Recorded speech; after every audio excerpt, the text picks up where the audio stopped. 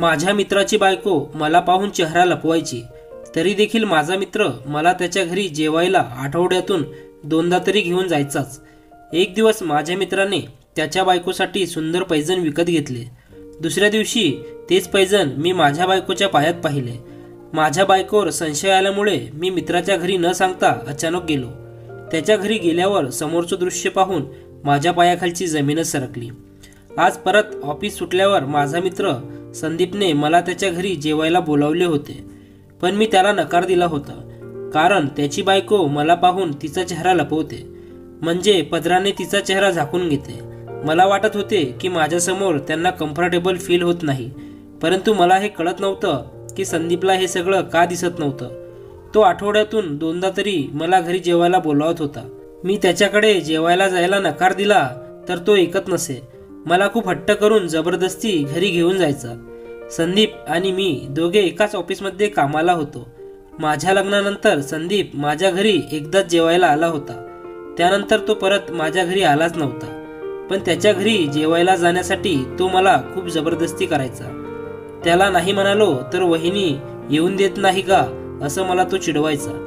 एक दिवस त्याने मला परत जेवायला बोलावले होते, पण मी त्याला कारण सांगितले होते की मला आईला भेटायला गावाला जायचं आहे, तिची तब्येत बरी नाही, आईला दवाखान्यात घेऊन जायचे आहे, असेच काहीतरी कारण मी त्याला सांगितले। संदीपला नकार देऊन कसा तरी मी घरी आलो तर माझी बायको सोनाली घरी नव्हती। लग्नाला 2 वर्षे झाली होती, पण असं कधी झालंच नव्हतं, कारण सोनाली मी ऑफिसमधून घरी आल्यावर कायम घरी असायची, किंवा तिला बाहेर जायचं असेल तर मला फोन करून सांगायची। म्हणून मी तिथल्या वॉचमॅनला विचारले तर वॉचमॅन म्हणाला, सर मॅडम तर रुटीनुसारच बाहेर गेल्या आहेत ना, येतीलच थोड्या वेळात। वॉचमनचं बोलणं ऐकून मी आश्चर्यात पडलो, कारण मी घरी नसल्यावर सोनाली रोज कुठेतरी जाते म्हणजे, पण कुठे मला काही डोक्यात बसलं नाही। म्हणून मी परत वॉचमॅनला विचारलं, म्हणजे मी ऑफिसला गेल्यावर तुझी मॅडम रोज बाहेर जाते का? तो म्हणाला, हो। मी विचारले, तुला माहीत आहे का कुठे जाते ती? वॉचमॅन म्हणाला, साहेब आम्ही गरीब माणसं आहोत, लोक कुठे जातात हे मला कसं काय माहिती असेल? आम्हाला कोण सांगणार? मॅडम घरी आल्यावर तुम्ही स्वतः त्यांना विचारा की कुठे गेल्या होत्या।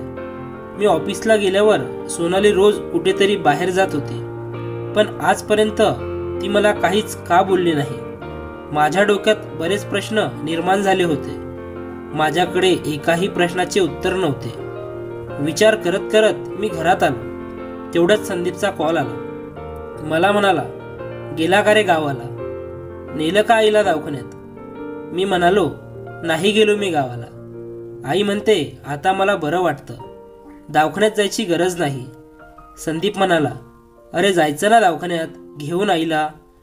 आईचं कशाला ऐकायचं? संदीपच्या बोलण्यात मला हलकासा राग जाणवत होता। मग मी रागातच म्हणालो, आता आई म्हणते बरं वाटते तर तिला मी उचलून नेऊ का दवाखान्यात? असे म्हणून मी फोन ठेवून दिला। थोडाच वेळ झाला होता की सोनाली घरी आली। आल्यावरती मला म्हणाली, सॉरी, तुम्ही ऑफिसवरून घरी आल्यावर मी घरी नव्हते, तुम्हाला भूक लागली आहे का? चहा पाणी करू का? मी तिला म्हणालो, नाही, सगळ्यात पहिले हे सांग की तू कुठे गेली होतीस? अहो, आपल्या पलीकडच्या सोसायटीत गेले होते, तिथल्या एका बाईशी माझी छान मैत्री झाली आहे, आणि आता सुद्धा तिलाच भेटायला गेले होते।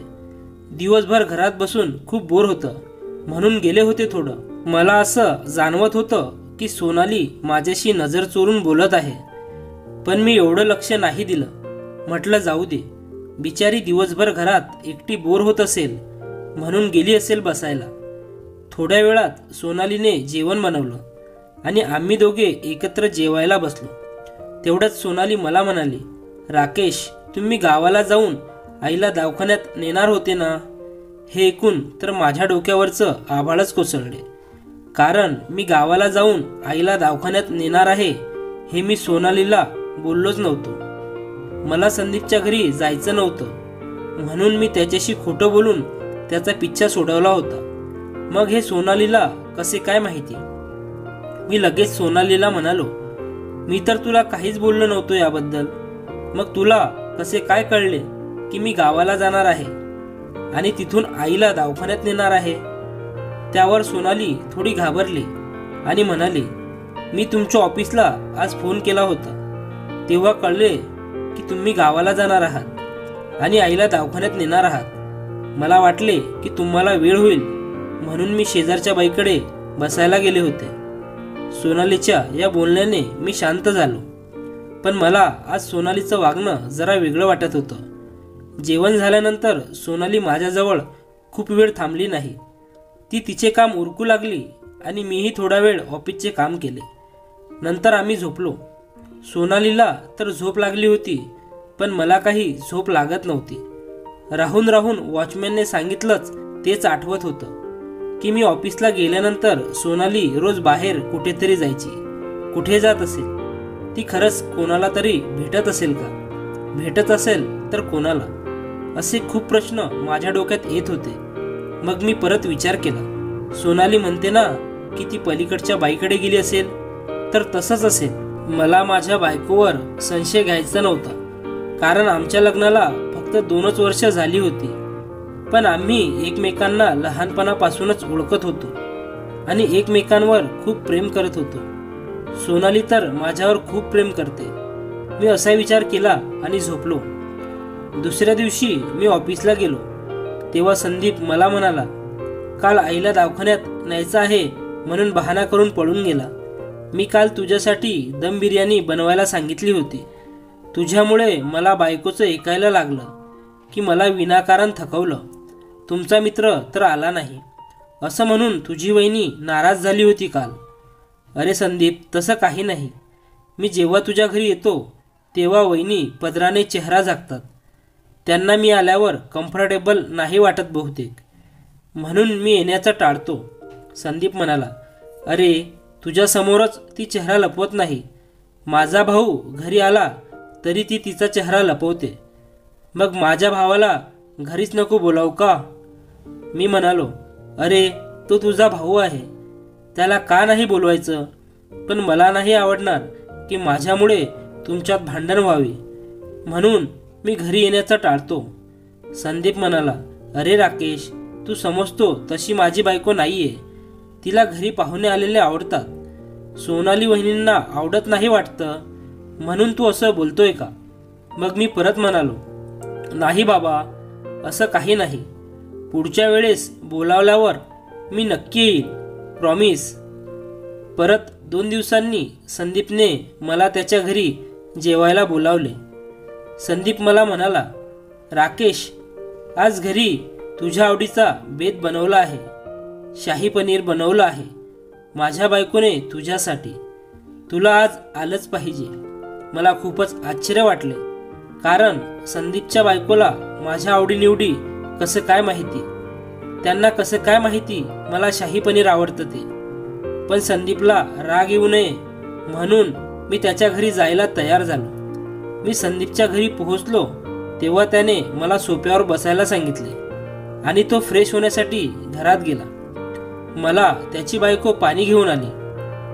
मला असं जाणवत होतं की त्या खूप घाबरलेल्या आहेत. ही वेगळी गोष्ट आहे की त्यांनी त्यांचा चेहरा पदराने झाकून ठेवला होता, पण तरीही ती खूप अस्वस्थ वाटत होती. मी संदीपच्या घरी गेल्यावर माझी नजर मी कायम खाली ठेवायचो. त्यानंतर संदीप म्हणाला, जेवण तयार आहे, आपण जेवण करून घेऊ. आम्ही टेबलवर जेवण करायला बसलो तेव्हा स्पष्ट दिसत होतं की संदीपची बायको थरथर कापत होती. ती जेव्हा जेवणाचे ताट करत होती तेव्हा तिचे हात थरथर कापत होते, ते स्पष्ट दिसत होतं. पण माझ्या अचानक लक्षात आले की घरी सोनाली माझी वाट पाहत असेल.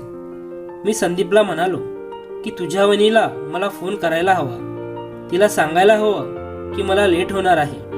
मी असे म्हटल्यावर संदीपला ठसका लागला. मी त्याला पाणी दिलं आणि तो थोडाफार रिलॅक्स झाला. संदीप मला म्हणाला की राकेश, तुझं काही खरं नाही.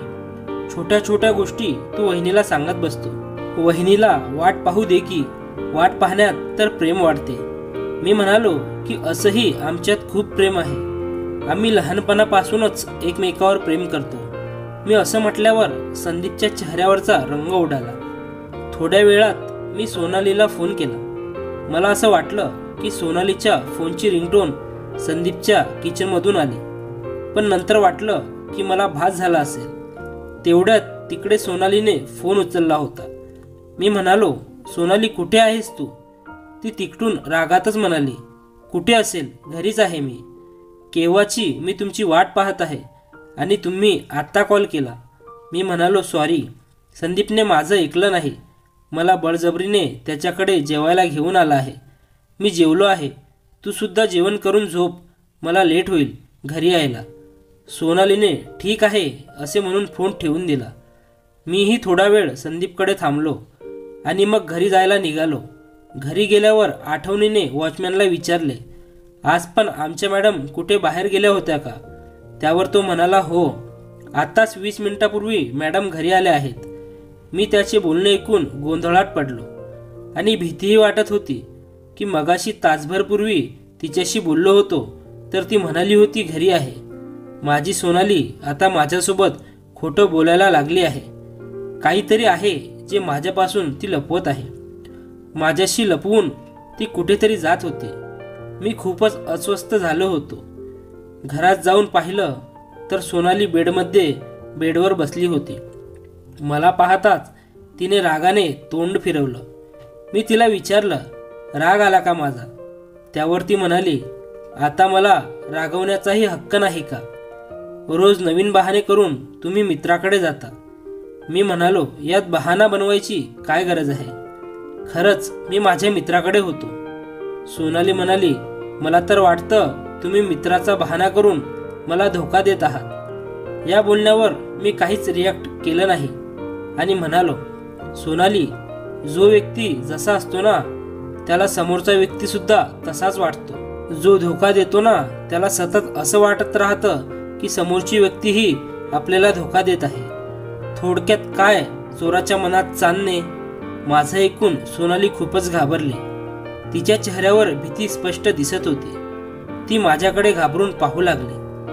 तेवढ्यात मी तिला म्हणालो, अगं किती घाबरते, मी तुझी चेष्टा करत होतो. काय हो, तुम्ही एकतर न सांगता अचानक गायब होता आणि विचारलं तर नीट उत्तरही देत नाही. ती थोडं रागातच म्हणाली. मी तिला माझ्याजवळ घेतलं आणि म्हणालो, सोनाली, जर नवरा बायकोला न सांगता बाहेर गेला तर ही गोष्ट बरोबर आहे का? ती म्हणाली, नाही. काय प्रॉब्लेम असेल तर दोघांनी मिळून सोडवायला हवा. असं बायकोला धोका देणं चांगलं नाही.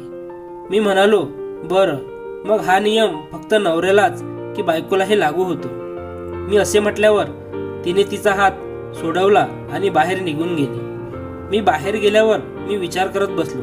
मी जेव्हा तिला मगाशी फोन केला तेव्हा ती सांगू शकली असती की ती तिच्या मैत्रिणीकडे आहे. मी तिला थोडीच म्हणालो असतो की मैत्रिणीकडे का गेली. तिला असं खोटं बोलायची काय गरज होती? सगळ्यात मोठा हा प्रश्न आहे की ती असं का वागते. मी सोनालीशी असं मुद्दामून बोललो कारण मला वाटत होतं की ती चिडून का होईना पण मला सांगेल की ती कुठे जाते. पण उलट तीच माझ्यावर रागावून बाहेर निघून गेली. याचा अर्थ असाच होतो की तिला मला काय खरं आहे ते सांगायचं नाही. सोनाली कोणत्या मोठ्या संकटात तर नाही ना? एक नवरा म्हणून तिचे रक्षण करणे ही माझी जबाबदारी आहे. ती कुठे जाते हे मला माहिती झालंच पाहिजे आणि त्यासाठी मला वॉचमॅनची गरज लागणार होती. सकाळी ऑफिसला जाताना मी वॉचमॅनला विचारले, काका, मॅडम केव्हा घराबाहेर जातात? त्यावर तो म्हणाला, तुम्ही ऑफिसवरून येण्याच्या अगोदर जातात आणि त्या दिवशीच तुम्ही ऑफिसवरून घरी लेट येता. त्या दिवशी तुम्ही घरी यायच्या अगोदर मॅडम घरी आलेले असतात. मी वॉचमॅनला धन्यवाद म्हणून ऑफिसला निघून गेलो.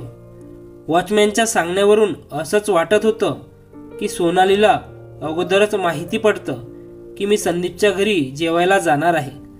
पण विचार करण्याची गोष्ट होती की मी संदीपकडे जेवायला जाताना सोनालीला सांगून जात नव्हतो. मग माझ्या अगोदर तिला कोण सांगतं की मी संदीपच्या घरी जाणार आहे?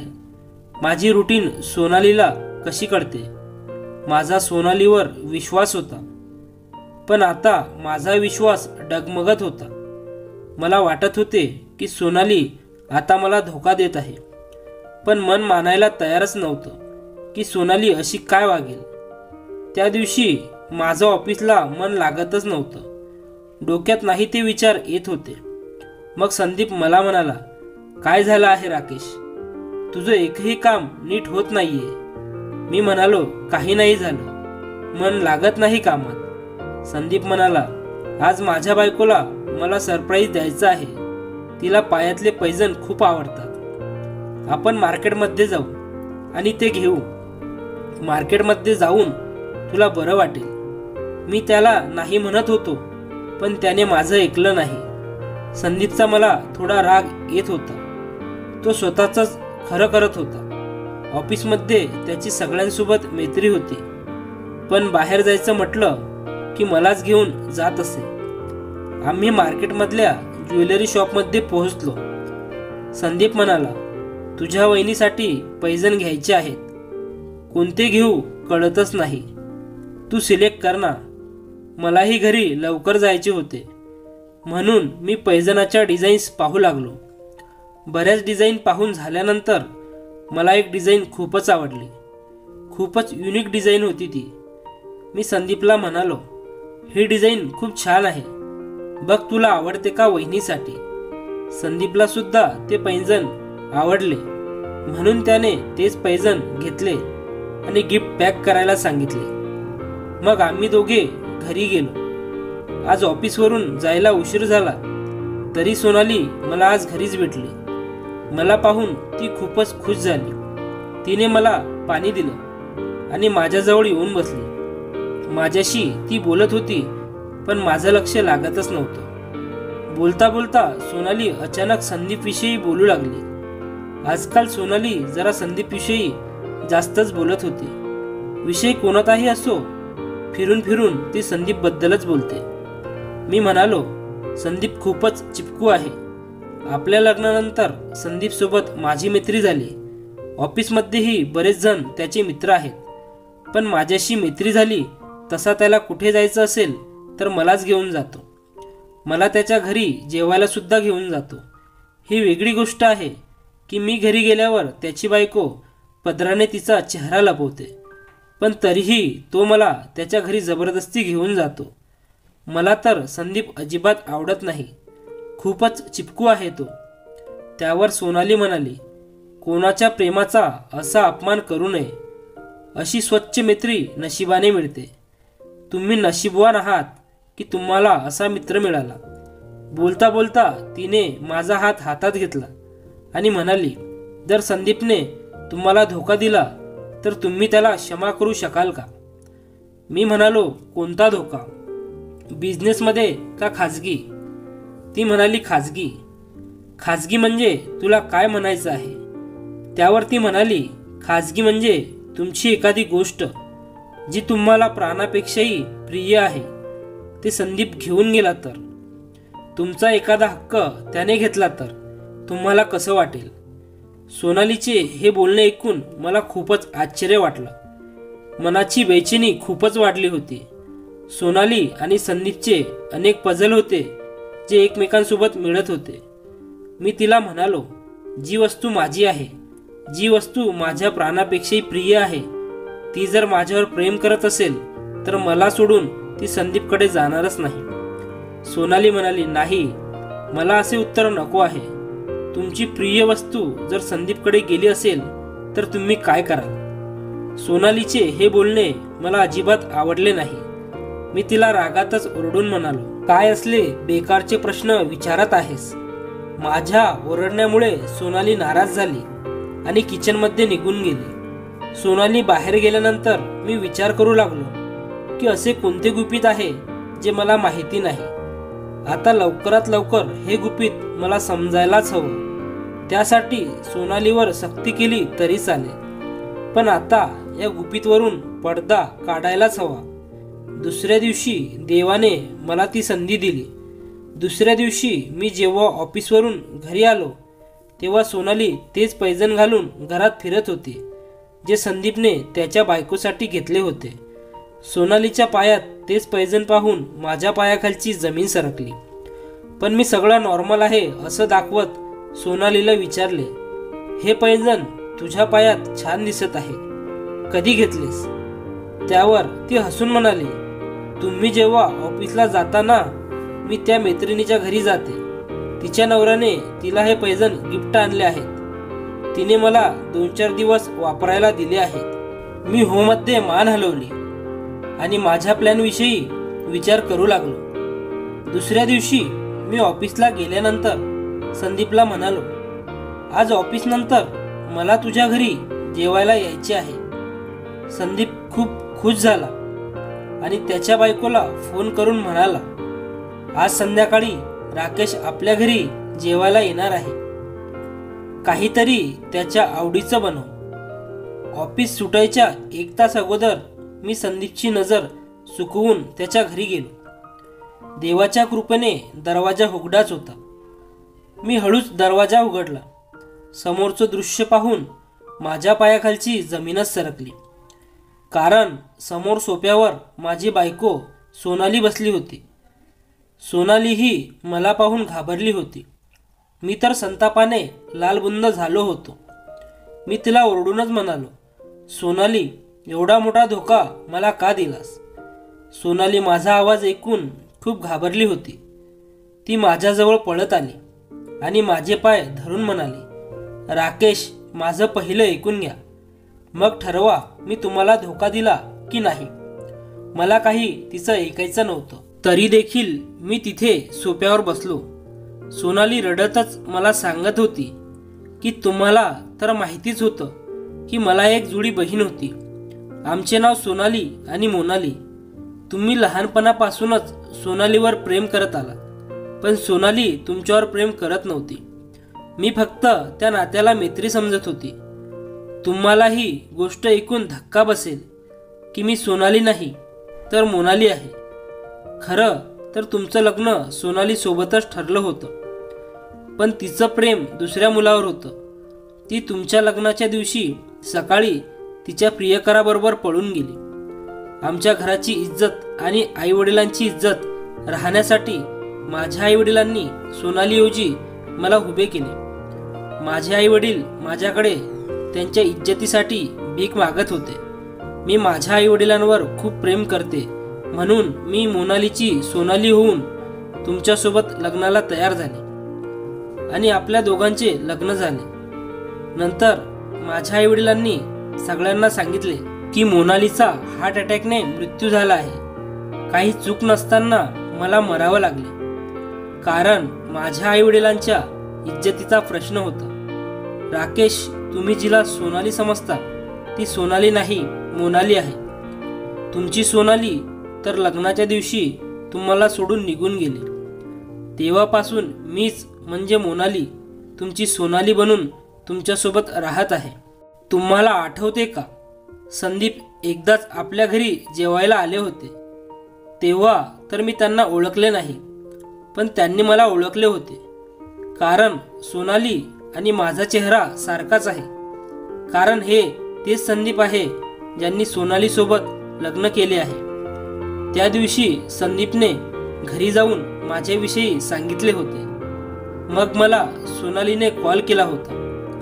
आता आम्ही दोघी बहिणी एक दुसरी सोबत बोलायला लागलो होतो आणि भेटायलाही लागलो होतो. म्हणूनच संदीप तुम्हाला जबरदस्ती घरी जेवायला घेऊन यायचे, ज्याने आम्ही दोघी बहिणी भेटू शकू. जोपर्यंत तुम्ही लोक पुढच्या रूममध्ये जेवण करायचे, तोपर्यंत आम्ही दोघी बहिणी तिच्या रूममध्ये खूप गप्पा मारायचो. तुम्ही घरी निघण्याच्या आधी मी घरी निघायचे आणि तुमच्या अगोदरच आपल्या घरी पोहोचायचे. तुम्ही ऑफिसला गेल्यावर मी कधीच घराच्या बाहेर पडत नव्हते, कारण मी घरात नसताना जर तुम्ही घरी आले तर माझ्यावर संशय कराल. मग मी तुम्हाला काय कारण सांगितले असते. जेव्हा तुम्हाला संदीपच्या घरी जायचे असेल तेव्हाच मला सोनालीचा फोन यायचा आणि मला ती तिच्या घरी बोलवायची. मग मीही संदीपच्या घरी यायचे आणि तुम्हाला पण त्याच दिवशी संदीप घरी घेऊन यायचा. तुम्ही संदीपसोबत बोलत बसायचे. तेवढ्यात माझंही बोलणं भेटणं माझ्या बहिणीबरोबर व्हायचं. तेवढ्यात सोनाली सुद्धा दुसऱ्या रूममधून बाहेर आली आणि रडायला लागली आणि मला म्हणू लागली, प्लीज राकेश, मला माफ कर.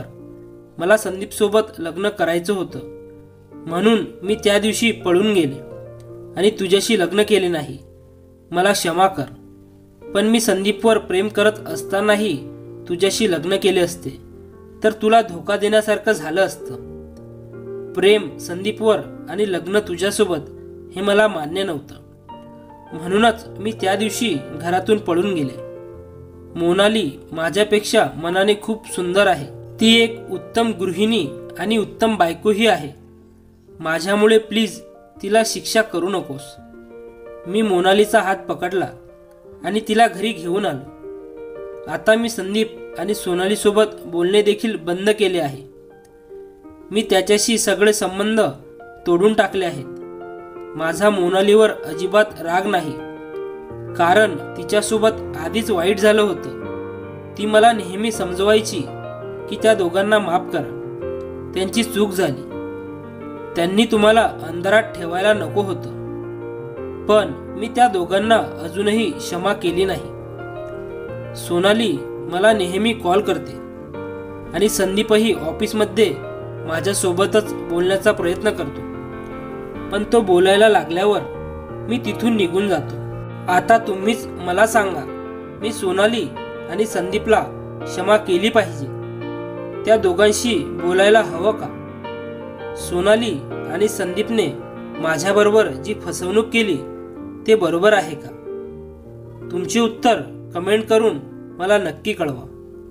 फ्रेंड्स, तुम्हाला ही स्टोरी आवडली असेल तर व्हिडिओला लाईक करा आणि चॅनलला सबस्क्राईब करा आणि बेल आयकॉनवर क्लिक करून ऑलवर सेट करा, म्हणजे पुढची व्हिडिओ तुम्हाला लगेच भेटेल. धन्यवाद.